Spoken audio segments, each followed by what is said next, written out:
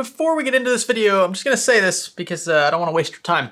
Buy this card if you can find it, right? Even the reference model will suffice. It runs nice and cool, nice and quiet. It will likely sell out in seconds, just like Ampere did. That's why I'm saying what I'm saying. So there, yeah, I said it. AMD decided to lift the reviewer NDA at the exact same time as the card hits the shelves, roughly, thereabouts. So some of you may be scrambling to investigate this thing before sinking your hard-earned cash into one, and that's why I wanted to start this video off this way. It's a great card, so don't worry there. But how great is it? That's what we'll answer in the remainder of this video. Stay with me. Activating Windows is as simple as hopping on over to SCDKey's VIP site, where you can purchase an OEM Pro key for a little over $10 US. Use a secure payment method like PayPal, receive your key in a matter of seconds, and activate your OS here to remove that annoying watermark. Click the link below to get started and use my offer code GSL for a sweet discount. So this here is the Radeon branded RX 6800 XT, and like I said, it's an awesome card. It has a couple of quirks, sure. I'm not the biggest fan of these red accents. They'll clash with other color schemes. And the red backlit Radeon logo for some reason cuts in and out at times. I couldn't figure out why. And whatever it is, if it's not on purpose, I'm sure it can be tweaked in software. Port selection at the rear is also a tad bit odd. You'll find an HDMI 2.1 port, which is awesome.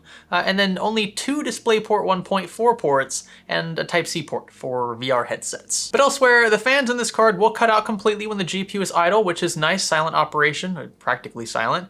This is a dual 8-pin unit, and we measured a pull of around 280 watts or thereabouts in a 4K superposition loop, which rose to just over 300 watts when rage mode was enabled, which we'll get to later.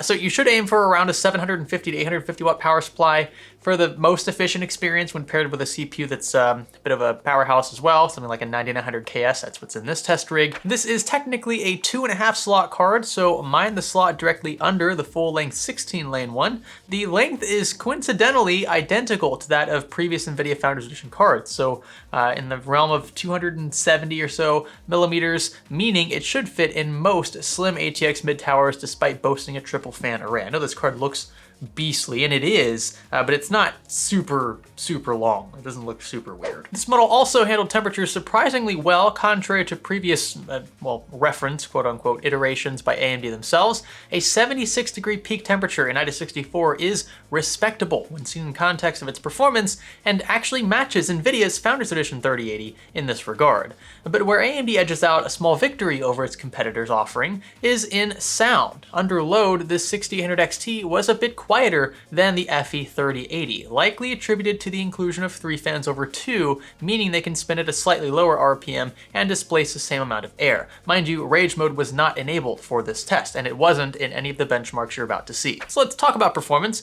As mentioned earlier, our test bed consists of a 9900 KS from Intel, 16 gigs of DDR4 clocked to 3000 MHz, and a Gigabyte Z390 Designare.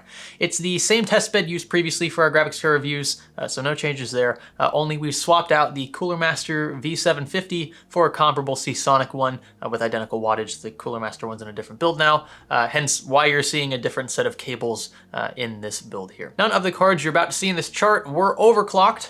None were running special silent or rage modes. I know the Gigabyte Gaming OC has a silent BIOS option. We don't enable that for these tests. The rage mode was also not enabled for the 6800 XT, and that's actually something you can tweak very easily in Radeon software, but we left it disabled for reasons we'll discuss toward the end of the video. It will make sense, and don't worry, this card holds its own regardless. So in 3D Mark Time Spy, our 6800 XT edges out a small victory over the FE 3080 and loses only barely to the Gigabyte Gaming OC model, which boosts factory clocks over stock. Just barely, but still. This difference is likely one you'll never see in the real world and will likely be closed up by third-party AIBs when those hit the shelves as well. Remember, in this case, we're comparing a reference board, so to speak, a reference cooler with that of an AIB or an aftermarket cooler. In fact, we have an identical Gigabyte Gaming OC model coming in, so comparing those two should be pretty interesting considering how close we already are with this reference model. Time Spy Extreme takes things a step further with 4K in DX12, and here the 6800 XT actually falls a tad behind altogether, losing to both the FE and Gaming OC variants of the RX 30. I keep reading this wrong. RTX 3080, not the RX 3080. The naming schemes are too similar here.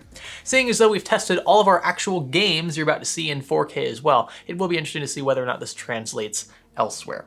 Our last synthetic benchmark was superposition in 4K, and pretty much same deal here. The 6800 XT only barely loses to the FE 3080, but at this point, I mean, even if the delta translated across the board, right, if we saw that the 6800 XT was slightly behind the 3080, I'd be okay with that. I mean, the 6800 XT is priced $50 below the 3080, which is already a great price, mind you, and the AIB 3080 you're seeing here is a whopping $100 more expensive. So yeah, just some context in case AMD fans are getting a bit worried.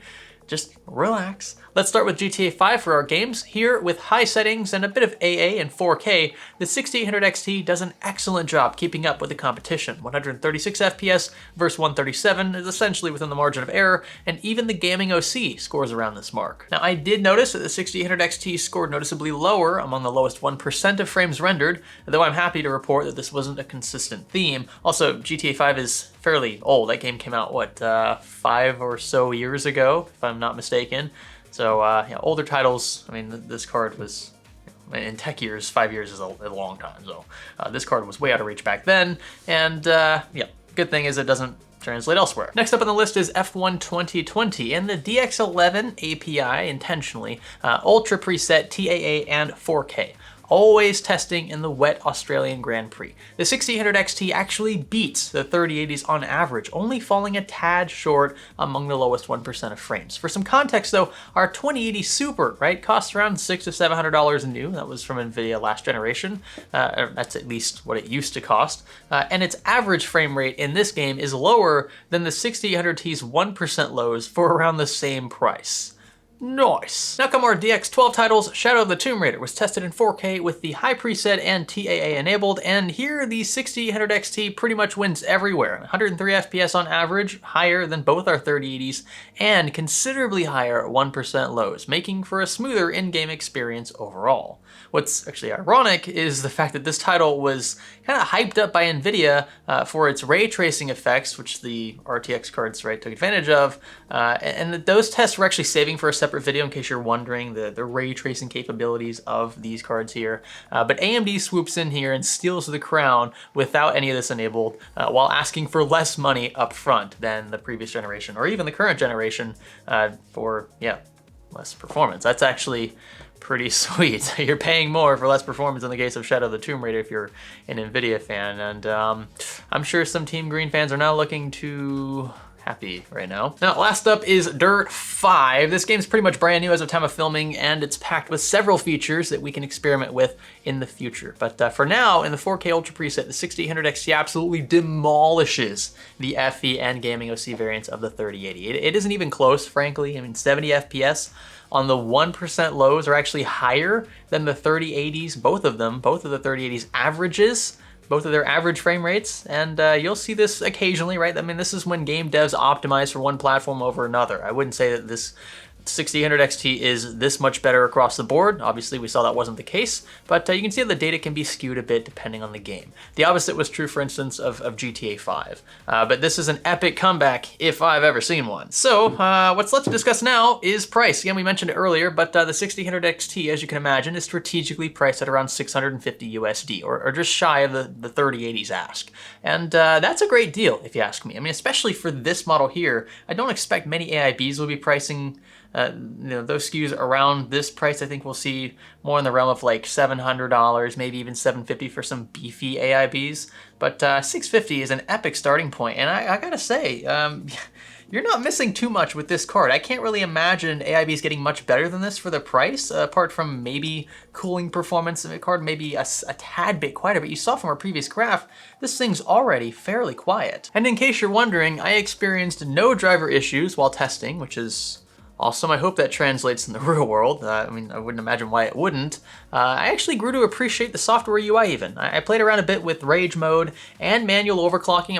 I'm excited to report that there's quite a bit of headroom associated with these GPUs when it comes to overclocking, so we'll be experimenting with clocks in the near future. Stay tuned for that video. But as for rage mode specifically, the 6800 XT didn't need it to win. And that's why I left it off. It was kind of the point. I mean, I tested it a few times, especially in games where it was kind of falling behind, and it made a small difference. Obviously, the clock speeds were bumped by, I think it was in the realm of 50 to 100 megahertz. It wasn't significant enough to change any of the results, and I personally prefer a card that runs a bit quieter. I'll sacrifice a few FPS here or there for a card that's substantially quieter versus when overclocked or factory overclocked, whatever you want to call rage mode. Essentially, it's an extra frequency bump, so it's an overclock over stock, but is it still stock if it's like factory sanctioned? I don't know, it's kind of weird.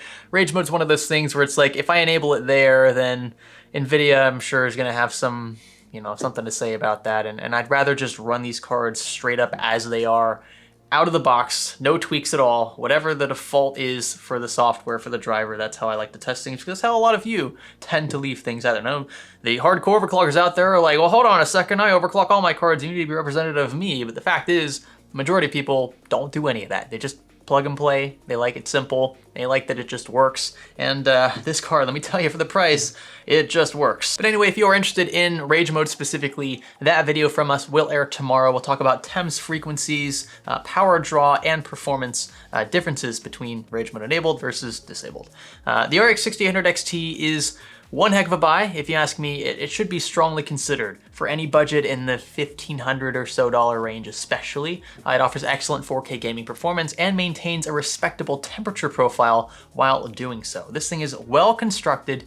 It's a frickin' beefcake. It's not cheap, it doesn't feel cheap, and it's fairly priced. I just hope that you'll be able to buy one around launch time. But if not, you've likely got a serious dilemma on your hands. I mean, if you have to wait several months, and then by that time, both Team Red and Team Green offerings are widely available, which one are you gonna upgrade to? That's a tough call, and it's about damn time. Check out this card, as well as the other cards tested in the video description. If you enjoyed this one, click the thumbs up button, I would appreciate that. Consider subscribing, and smash that notification bell so you can stay tuned for future releases. My name is Greg, thanks for learning with me, and stay tuned. I know I didn't forget about the 6800, but this is a separate video for a reason. We're gonna be comparing this directly against the RTX 3070. So, yeah. I think that's going to be a pretty hot battle. People kind of had mixed emotions about the 6800 when they saw things presented in the AMD release and the keynote, but I think there's a place for this guy, and you'll see very soon that it's not as bad as some of you are making it out to be, even for the price. I'm supposed to end the video, but I already kind of ended the video and then I started talking again. This didn't go very well. I'll catch you in the next one. Ciao, ciao.